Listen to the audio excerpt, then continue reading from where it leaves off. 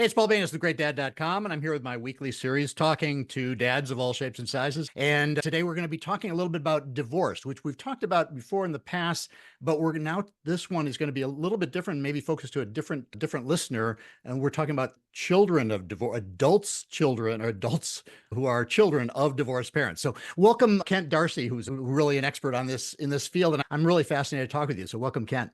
Thanks so much. It's great to be here, Paul. Yeah, so I actually am a child of divorce, like a lot of people of hmm our generation. I was an early child of divorce when I was a kid in elementary school. hmm I remember one day kids surrounding me in the playground and saying, "Oh my God, your parents are divorced. Oh my God, what's that like?" Like I was really an odd person. And if I'd known then what I know now, I would have said, hmm "Well, you're all going to be part of half of you are going to be part of that club in about 10 years." So, so I'm fascinated by this subject. What led you to get interested in this area? Well, Paul, basically, I was in the wave of divorces. My parents divorced when I was in Okay. 72. So I was 12, 13 when my parents divorced. And for the most part, I was like most people. Eh, holidays are a hassle, going back and forth. I know a number of people had a rough time with their dads or didn't have a good relationship. I had a fantastic relationship with my dad. So I went from seeing him all the time, virtually every day, to seeing him 3, 4 times a year. So that was really tough. Lived with my mom and my 2 sisters. And basically, if you had asked me, "Are there any problems, Ken?" I'd say, holidays are a hassle, but not much else. A couple of anger issues, but I had other things to blame on that. But about 30 years later, I was actually at a marriage retreat, and I was confronted with the issue that if I didn't get my act together, I was on the same emotional path as my dad. And my dad at that point was heading towards his third marriage. He was an adult child of divorce from an adult child of divorce from an adult child of divorce, which is very Right. common. Wow. And that scared me to death because I love my wife and I didn't want that to happen. So I'm a researcher by heart and I did a lot of research, interviews, and at the time just felt the need to convey this information out there. And my first seminar was in 2004. And Yeah. basically to convey what I had learned about a couple of the key things that I had learned. The first thing was that my parents' divorce was still affecting me, which if you had asked me, I would have said, nope, no big deal, kind of a hassle. And the second thing I learned at that time was that there were millions of me out there, Hmm. yet nobody was talking about this. So it had Yeah. a radical impact. And that basically started, the organization that I have today. Yes. So, wow. So there's so much in there that you brought up for me, starting with the fact that you were at 12. Quite often, from my experience talking to a lot of fathers and friends and seeing hmm kids grow up, adolescence is really a difficult time to have a divorce. Has that been your experience? I mean, it doesn't sound like it was in your case, but I hear from a lot of people that the kids who are younger or older weren't as affected as by divorce as kids who were in adolescence. And maybe that's more true of girls. Well, with girls, and we'll get into it in a few moments, you have father hunger issues with girls. It really raises its ugly head in adolescence. I would still say adolescence is the toughest. I mean, I was 12, 13, and I had anger issues almost from the get-go, which again is one of those issues we'll talk about in a few moments. But it's not great at any time. But the adolescent part, and particularly for guys, when we're just moving into puberty, we just are trying to figure out what is maleness, Right. to have the father gone. Now, back then, the women, pretty much had custody. Today, Right. Right. it's at best 50-50, A but little at bit different. best 50% of the time, your dad's not there. Yeah. And that's really at best. Still, the numbers are not great on father involvement after divorce. Yeah. And then also the fact that your father moved away. My father also moved away shortly Okay. after the divorce too. So I was same situation as you. I saw him maybe if I were lucky 2, 3 times a year. Yeah. And that was a real loss for me. hmm And that effect reverberates almost more than the divorce. I mean, if he had died, it would have been probably the same effect on me. I missed out because I was so young on the domestic fights and all the things that Yeah. some people really that is very traumatic. But what I lost is him being there as a father. So wow, I just imagine that this manifests itself in so many ways. Yeah. Like you said, that's quite often people who are children of divorce. And I wanted to ask you that is that do you see a bifurcation of people having gone through divorce, like it sounds like you are very much like me. Having been through a divorce, a child of divorce, and being in a marriage that has its ups and downs, like we Mhm. all do, Yeah. I did not want to ever have that for my family. I did everything I could. I avoided that word like the plague. I would Mhm. never bring it up. I would never Yeah. threaten it. I would Yeah. never suggest anything like that could happen to me. Now, I know a lot of people are different. That I have friends who are already on, third and fourth Yeah. marriages. They Yeah. clearly didn't have that warning signal. So do you see that bifurcation in people's feelings about it? You see both. And here would be a good time to talk about some of the issues Hmm. that affect adults with divorced parents. The first biggest one is anger. Hmm. We have ongoing unresolved anger that we drag through our childhood. Now, there's a second part of this that I'll touch on real quick. We've talked about children of divorce. The biggest area of divorce right now is gray divorce, which is Right. when Yeah. parents wait until they're grown to divorce. So we'll Right. get to that in a moment. Yeah. And Yeah. I'm and some of the fascinated. issues overlap, but as far as children of divorce are concerned, anger is a big one. We have anger because of what I call the loyalty challenge. Who do you love more, me or dad? Mhm. Whether it's spoken or whether it's not, you're always choosing to be with somebody, and that just causes a lot of anger in the kids. And we also have loss. There's a lot of loss. We can lose whole sides of the family. We can lose friends because we're moving. We may not be able to do sports anymore. There's all this stuff, and there's no place to go with it. Oh, And one thing I didn't say that's really important is the stand of my organization is we don't throw stones at parents. This is not about beating up good. Good. divorced people. This is Right. not about ragging on divorced people. Elizabeth Marquardt wrote a book called Between Two Worlds, and she has a great quote. She says, "This is not about bashing our parents or knocking people who are divorced. This is about trying to prevent another generation from blindly walking down the path of divorce Right. and not knowing why." And to your point earlier, you were saying, do you find that people are like you and I, where it's like, and I was exactly the same way. I said, you know what? There was days that I was like, because Right. all that. But I said, I will never do that to my kids. Right. I'll be miserable for the rest of my life, but I will, which is like, right. And we just celebrated 40 years. Right. Yeah, and it's the best it's ever been. But Right. I was committed, no way. But because of these issues, anger, which is a big one. The second big issue with adult children of divorce is fears. We have fear of abandonment, Yeah. fear of conflict, fear of doom, fear of inadequacy, fear of marriage. And fear, Mm. particularly in men, often will trigger anger. Right. Fear of inadequacy, fear of rejection. We get angry. That's just how guys tend to respond. Another big issue with adult children of divorce is trust. We don't trust anybody. The two people we trusted most on the planet turned out to be, we feel, not trustworthy. So we don't trust. And on top of that, we tend to poke people. Can we trust them? So we poke them with a stick, poke them with a stick, poke them with a stick, poke them with a stick. And eventually the person says, I'm tired of being poked with a stick and I'm out of here. And as you see, I knew I couldn't trust them. Right. Okay. You have the issue of father hunger. And we talked about this a little bit. With father hunger, the question is, as a male, do I measure up? Do I Mhm. have what it takes to be a male? With females, it's two questions. Am I beautiful? And am I special? And Yeah. not beautiful like supermodel beauty, but beautiful in the eyes of our dads. So talking to dads is really important that Right. we are making sure they know they are beautiful and they are special in your eyes. But the first three or four things I mentioned are the big ones because anybody that does marriage, communication and strengthening marriage and all that knows that anger, fear, and trust are the things you need in a marriage. And guess what? With adult children and divorce, we are unaware that we are weak because we're anger.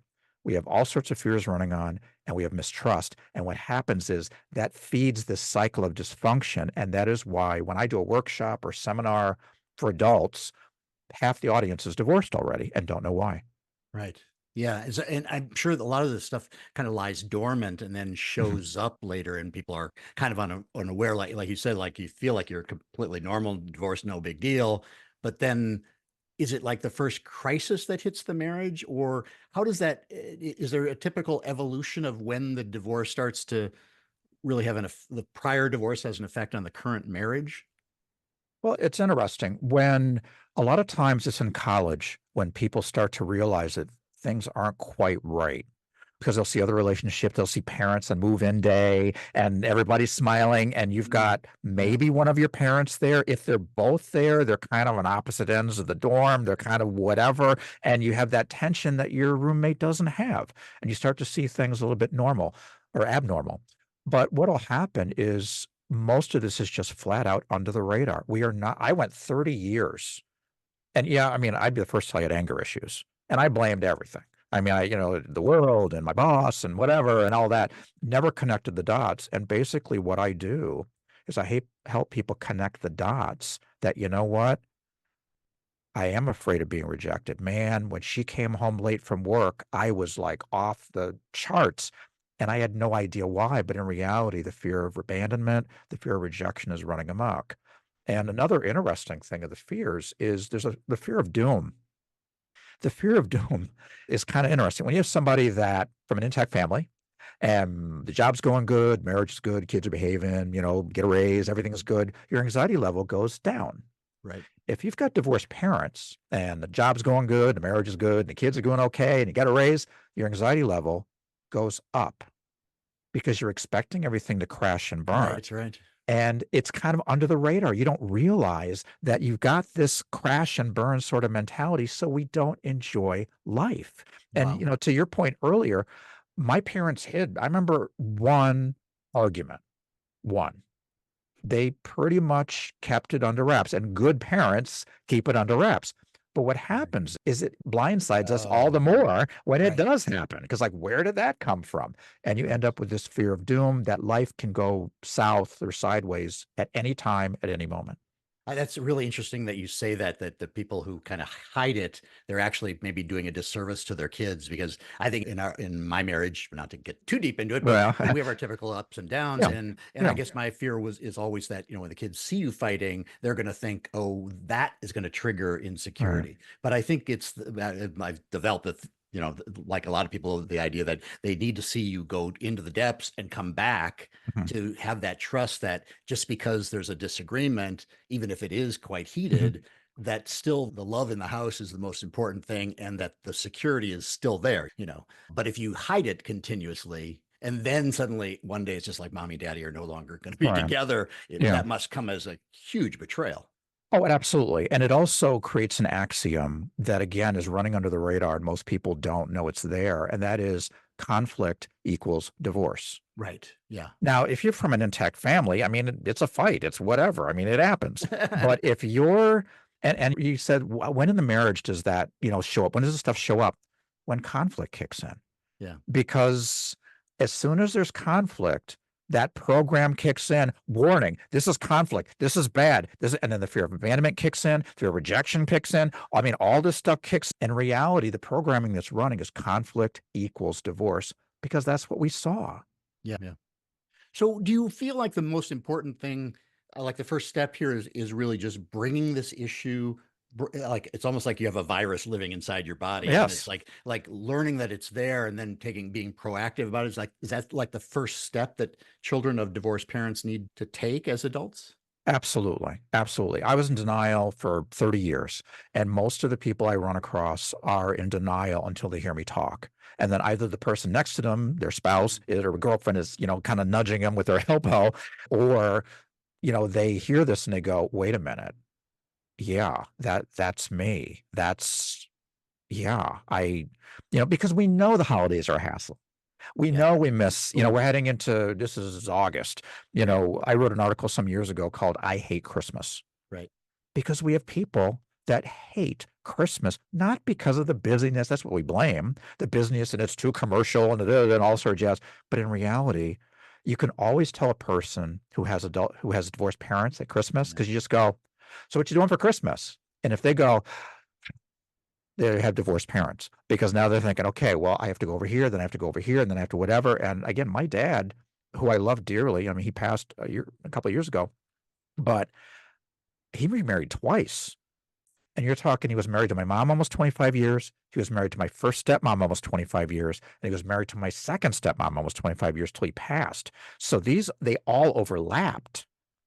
So it was, when you have relationships that there's more girlfriends and there's more whatever and all this sort of stuff, when you get to Christmas, it's a nightmare. And we know that, but we don't realize that we are terrified that our wife or girlfriend are going to leave us. that programming is running. And if we are confronted with it, we just blame it on whatever because we love our parents. In most cases, like I said at the beginning, this is not about bashing divorced parents. I love my parents more after I dealt with all this stuff than I did initially, because I said, you know what? And I've also learned that divorce is horrible and, there's reasons and all that sort of stuff. But we don't want to hurt our parents. And as guys, we don't want to have emotion. So we're just not going to go there. And unfortunately, it's going to rear its ugly head. It just is. So would you say some guys are like they're fearful of abandonment in that Mhm. way? Is that like the other side of the coin of the guy who runs around and cheats on his wife because he's afraid of the abandonment, so he's going to abandon first, or he's trying to create a safety net You because of know, that same fear? that's textbook women. And most of the research that falls on the women's side, but I wouldn't be surprised because that's textbook. When you have a fear of abandonment, Right. I'm a licensed counselor, and I literally just heard that this week. I mean, that they would rather, and it's kind of interesting when the relationship starts to get good, they'll break it off because they would rather break off the relationship than be abandoned, which sounds like what? But if I hadn't, seen it in so much research and heard it so many times, I wouldn't even believe it. But yes, exactly what you said is true. Now, the other issue we have with men and women, but when we're talking men, is addictions and porn and basically trying to salve that pain. You know, running around with a lot of women. But again, sometimes that women thing is the father hunger thing. Am I a man? Do I have what it takes? And unfortunately, in our world today, how it takes is, how many women can you have? And are, Joe Macho and all this sort of stuff. Right. And we get caught up in that when in reality, we are looking to just be loved and respected and know that we measure up. And that's why it's so important to be aware that these issues are maybe running under the surface so that we can identify them, deal with them, and then walk really in health and not in fear. Yeah. So getting back to the holidays thing, especially since this probably will be released in September, it will be kind of like on that Yeah. glide path into the holidays, Uh-huh. which do trigger a lot of people. In Uh-huh. my own experience, and maybe I'd be interested in if I'm an outlier, but I've almost overcompensated. For me, holidays are sacrosanct for the family. I do everything to really dig into all the family part of the holidays. I'm very strict on making sure there are all the dinners, all the celebrations, Mhm. without fail, big dinners and everything, as well as many family dinners we can have even during the week. Is that like a small percentage? I mean, would you say most people are more triggered by the holidays, or do they see that as an opportunity for the family to get together and reinforce the family structure? I don't know that it's either or. Yeah. I think you can have both.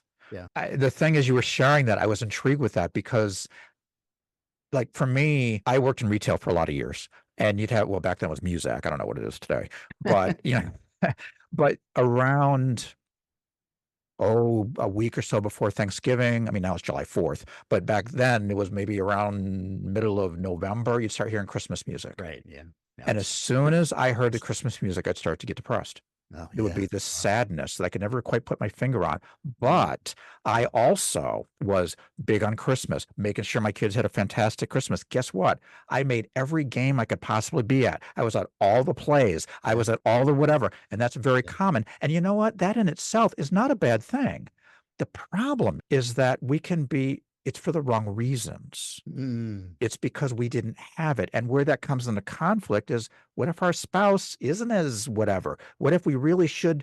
Is it okay to miss a game when this other thing really needs to happen? And that's when this programming goes, you can't because you need to be there because they need to know you love them because they need to whatever. And in reality, if you miss a game, it's not the end of the world. But that program that's running underneath is driving the show. Or if your wife or girlfriend, she's not as big on Christmas. Why do we have to have 2 turkeys and a ham and a thing and a whatever and a thing and 2 trees and whatever? I right. think just 1 tree and whatever. And you're like, "But we've gotta have this is the way it's gonna be."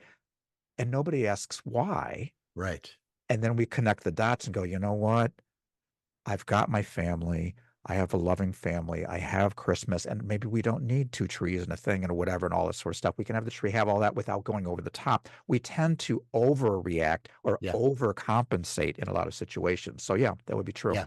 Well, But it can be I'm both sadness and overcompensating. I'm totally guilty of that. I mean, I quit my corporate job to stay at home with the kids, and Yeah. then I started this website for GreatDad.com with Yeah. the idea of promoting involved fatherhoods. And Yeah. like you're saying, I felt guilty every time I missed a game, though I went to, Mhm. 99% of them. All those Mhm. things you say are true. And Yeah. talking to the other,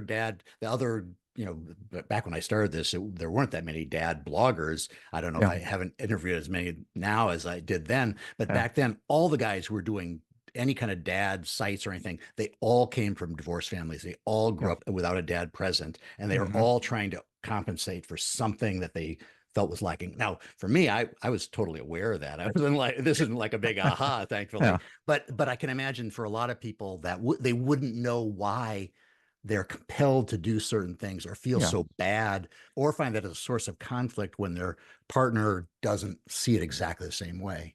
Right. We don't, my whole calling, if you will, my whole organization is built on connecting the dots. I mean, a lot of what I say isn't really brain surgery. I mean, it's not, neuroscience or aerospace engineering or anything. It's just we connect the dots. And the key though, is once we have this information, now what do we do? Because we can either be like I did. Well, I didn't have the information, but I was in denial for years. I mean, if you'd said, "Oh, whatever, I'm good, I'm good," when I was not. I mean, fear was driving my fear of abandonment, fear of Right. conflict was running the show, Mhm. fear of inadequacy. I mean, with fathers, one of the issues that we deal with is that we don't hang with kids. We don't babysit as a rule. I mean, center of the bell curve. Yeah, I we mean, don't grow up with that in our past. right, Yeah, where the ladies yeah, have yeah, that. So guess what? You get married, you have kids, and you didn't have a dad. So you yeah, didn't have that mother yeah, father image, if you yeah. will, for a You don't lot of have your anything to model. childhood. And you're going in with a blank slate. And in a lot of cases, your wife, assuming she's not from a divorced family as well, probably babysat the nieces, used to play with the kids at the family picnic, did all this sort of stuff. She's got kids and is wired to nurture anyway. Right. Doesn't get why you're so, because you don't. And if she says something critical, what happens? Fear of inadequacy kicks in. We get angry. She gets upset. We get angrier, more scared. We get more angry. She gets more upset because you're always overreacting, which is true. And and next thing you know, the conflict, warning, divorce, and you get that weird cycle. And because of these issues, like I said, half the people I deal with when we do a workshop or whatever, they're divorced already because the very things that strengthen marriages are the weaknesses of adults with divorced parents. I can so see that because already in our culture for a long period, and it is getting better, but there's always been a little bit of the patronizing toward the dad. Oh, isn't it cute that he's changing the diaper, Right. or the outright criticism. Oh, you don't know how to do this. And if you Right. came from a divorced family and you didn't have a dad growing up, that might trigger even more feelings of Right. inadequacy. So when you talk to partners, wives who didn't go through divorce, I mean, I can tell you my wife and her parents were worried about her marrying somebody who had divorce in their Yeah. past. Yeah. Do you have advice or do you deal with that type of thing too, where the partner has to be aware that they're not necessarily walking into a minefield, but that there could be things that need to be worked out before? Yeah. Oh, absolutely. And really everything that we've talked about, they need to be aware of. Sometimes when I run across a spouse that, is dealing with somebody that has divorced parents, the first 10 podcasts on our website are kind of an overview of the issues that affect adults with divorced parents. And they're only 10 or 15 minutes long. And I'll say, listen to those, see what's going on. And a lot of times they'll go, you know what? Yeah, I saw that. Yes, I saw that. Yes, I saw that. And it's really important for them to be aware that these are going on. The big thing I tell, the people from intact families is never threaten divorce, Thank you. not even as a joke. Because for us, it's not a joke. I Right. mean, not even, it's not, it is not even in the ballpark of a joke. Right. Don't threaten separation. Don't say, I should have married whoever, even as a joke, because we're basically insecure. Yeah. Be very careful. And if you are upset, it is very important to say, you know what? I'm mad right now and I'm upset, but I love you and I'm not going anywhere. And you can never say that too much, because until we start to deal, first we have to identify what the issues are. Then we have to process through those issues so that they aren't triggering us all the time. And then we kind of come out the other side to where we can live a reasonably normal, quote unquote, life. But as you're going through that process, the spouse, and it goes either way, they really need to know what is going on in the mind of that person, because a lot of it is fear. And when you realize where they're coming from, then you're less likely to overreact, because you go, okay, you know what? Fear of abandonment. I came home late. I should have called, and I forgot to call because I was in a meeting, and they're like, wow, over the top that I'm leaving them. So you just come in and you reassure. And that's where all these things, from small problems all the way up to large, can become far greater if the person isn't aware of how they trigger that person, the child of divorced parents, in a way that maybe they wouldn't have really understood. I mean, it's Yeah, it's one on thing to both have sides. Yeah, it's on both one sides. thing to have a disagreement. It's another thing Yeah. for that to trigger a response of the trauma of divorce, Yeah. whatever that trauma was. Right. And there's also great marriage stuff out there. I mean, we're going to have disagreements and whatever, that's going to happen, but you can learn how to process them differently. Back in the day, I mean, there just wasn't that much marriage You're right. stuff out there. And now there's just an unbelievable amount of marriage support stuff out there on how to communicate, how to, convey those concerns that you have or whatever, that wasn't available back then. So you can strengthen the marriage. And that's the thing that I really encourage people. Don't bail. Because still the research shows most of the divorces have nothing to do with abuse or any of those outlying issues. Most of it is, I mean, even affairs, that dropped to number two, man, I want to say 10 or 15 years ago, at least. The number one issue for divorce now, I'm just not getting my needs met. So, well, that's another interesting angle, because my take on this, or my feeling about this, is I always say the same thing. Maybe you're getting at, is that unless there is abuse, that almost everything else can be worked out if you Yeah. believe in the sanctity of marriage. And Yeah.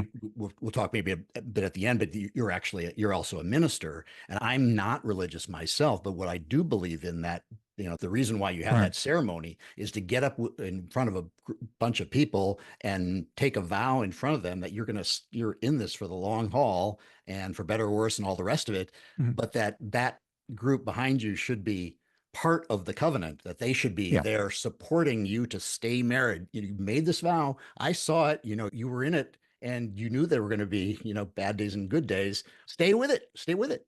Yeah. Well, and I'm not a minister, but but the key thing is to get a driver's license.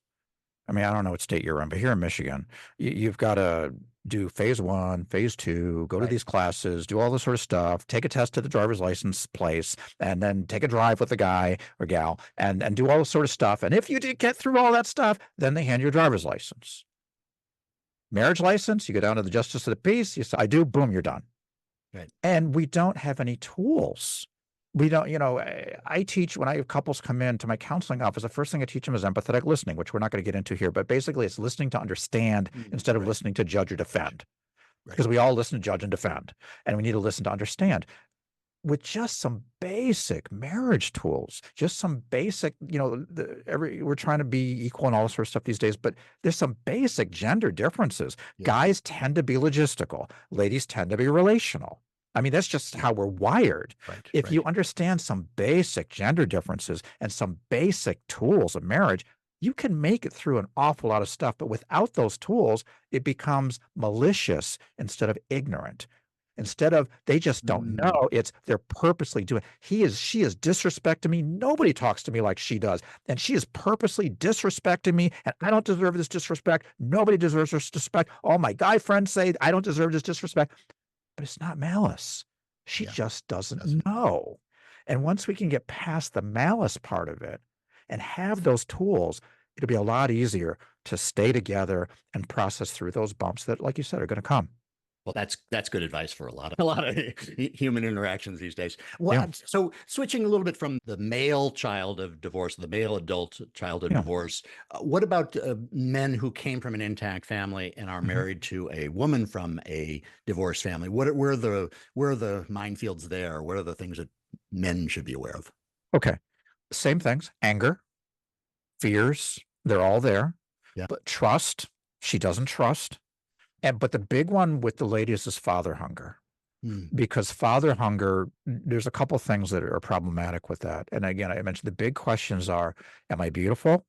And again, not supermodel beauty, just beautiful in the eyes attractive. of her dad, and ideally you. And am I special? And in the context of childhood divorce, special enough to stay here, because some of the research actually shows that the girls, because they're relational, they take the divorce harder and they tend to take it egocentrically. That the dad wasn't leaving the mom, the dad was leaving them because they Yeah. weren't beautiful enough, they weren't smart enough, they weren't whatever enough. Now, the problem with that is if they don't get those answers from a constructive source, they're going to get the answers. And there's a whole lot of guys out there. They'll say, oh, yeah, you're beautiful. And oh, yeah, you're special to me if. And there's strings that usually comes to. So by the time she gets to you, she may never have had a safe environment to be in. So it's really important that you understand how sensitive she is to anger, how fearful she is that she isn't worthy of who you are, no matter how she comes across, and that you take the skills and learn how to communicate and learn how to do that. So when she's fearful, she can be absolutely assured that she is beautiful in your eyes, that she's special, all the stuff I said earlier. You're not going anywhere. I'm upset right now. I had a rough day and I wasn't Mm, expecting this and I'm yeah. upset. But I love you and I'm not going anywhere. And that you will always treat her with the love and cherish that you promised. Well, I love and cherish that you will always be that way, that you're not going anywhere. She needs that reassurance. And you have to tell her every day that you love her and that you would marry her all over again every day, that she's beautiful. I used to, my wife came from an intact family, but there was some alcohol and stuff in the background. So we never should have made it statistically. I mean, but they need to know every day that you would pick them all over again, that they're special, that they're beautiful, and I told our daughter all the time, I have two boys and a girl. And I would always say, you know what, you're beautiful, just like your mom. Mm, Man, you're creative, man, just like your mom. You are so special. Oh, you're so amazing. Just like your mom. I would always be pumping up my wife, that my kids know that my wife is the queen, if you will. I mean, that I love her. And particularly the last 10 or 15 years, I've been really, big on that because I was not a great person for the first probably 25 years, 25, almost 30. It was because of the anger and fears. I was not a great person. And I'm very thankful that I, was open to receive this information because I'm a researcher by heart. I did a lot of, interviews and stuff and learned this information so that I could come to a place where I was healed or healing. I'm still on the journey, but healing and could treat my wife the way she deserves. That's right. a long answer to a short question. No, but I think it's a really brilliant answer, and I hope people find inspiration for that. That you can start that at any time, and that that's part of your role as a father is Yes. building, especially building up a young woman to feel that Mhm. kind of confidence as they develop Even if you're relationships. divorced, and if you're divorced, it's even more important. Mm, The rules that I say when I run across, people who are divorced or divorcing is you never say anything negative about your wife, period, in front of the kids, ever, within earshot, whatever. You never put them down, ever. And the second thing is you never put your kids in the middle. And it's really important because a lot of times there's all that anger and whatever and all this sort of stuff, but the kids, it's not their fault. And when you denigrate your wife, you are denigrating your daughter. yeah, half of them. Yeah. You've got to understand that, yeah, shouldn't, you were treated wrong and all that. I don't mean that. I mean, I do only this for 20 years. And when I deal with adults with divorced parents, guess what? I also hear the divorced parents side too. So I get the pain and all that. I'm not minimizing that. I'm simply saying we have to rise up and have a standard that we will never say anything negative about that woman. I don't care how horrible she is, because guess what? Your daughter's not your wife or your Yeah. ex. And Yeah. she needs to know that women are not bad because that's one of the problems that dads have when you're raised with women. When we're raised, a lot of times I hear, all guys are the same or you're just like your dad, which used to be a compliment. Now it's a dig. We're in a society right now that's really anti-male, Yeah. Yeah. so we have to be very careful that we don't do the same thing to the women. So as the dads, if you're divorced, it's really important that she knows that she is special. Do your daddy date nights. And I mean, I don't care if she's 6, start young. If she's 26, start now, Right. but do your daddy date nights. I would encourage you also, since they're a child of divorce, and particularly if they're older, the book that I wrote, Choose a Better Path, is a great overview of what they experienced. what they're going through, and it really helps them to helps you to understand what's going on in their hearts. So make sure that you're all the stuff that you didn't get, you're doing. Because guess what? They are now out there, and there are guys out there that are going to tell them that they're special and they are beautiful for all the reasons that we fear because we were guys. Yeah. Yeah.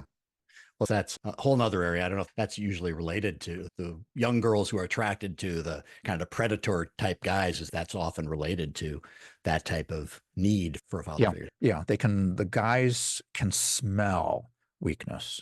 It's really interesting. In fact, it's one of the things we teach women is that unhealthy women, healthy guys are repelled by unhealthy women. Yeah.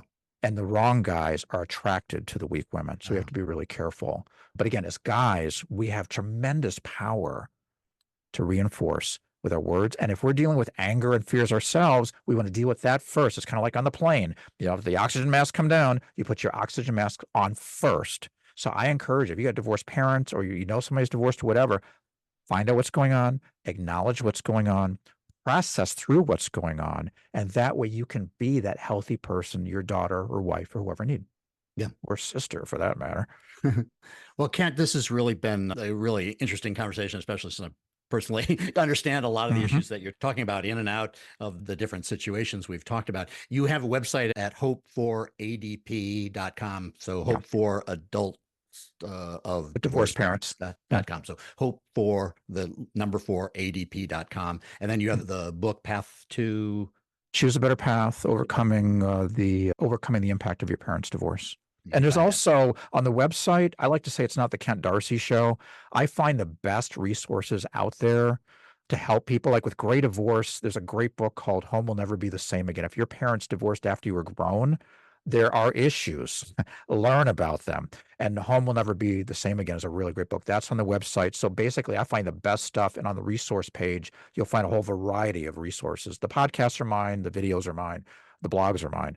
But, and I interview other people. But the resources are whatever's out there that can help.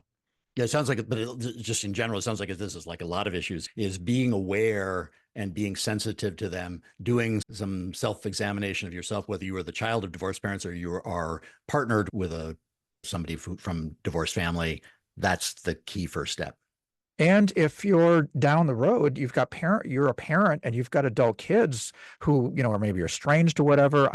The Choose a Better Path book is not a big book you have to read because guys aren't big. And it's also available as an audiobook and an ebook because guys don't read, as a group. But you want to make sure it's an overview of the issue. So it's not these big, got to read. It's actually full of narratives. Little short 2-page narratives that walks you through the basic issues that are probably impacting you. Or if you're an adult and your kids experience your divorce, it'll give you an insight into what they experienced. Wow, that sounds really helpful. Mhm. Yeah. Okay. Well, Kent, thank you so much for spending time with us. Yeah. So hopeforadp.com. Yeah. Check Kent's work out. I really endorse any kind of, deep dive into this for a better understanding, whether you're the child of divorce or whether you're involved with somebody who is from a divorced family. All right. Paul Banis with GreatDad.com. You can find my coaching services at GreatDad.com/go, and work that I'm doing right now on developing resilience and some free resources there as well. So until next time, stay strong. Take care.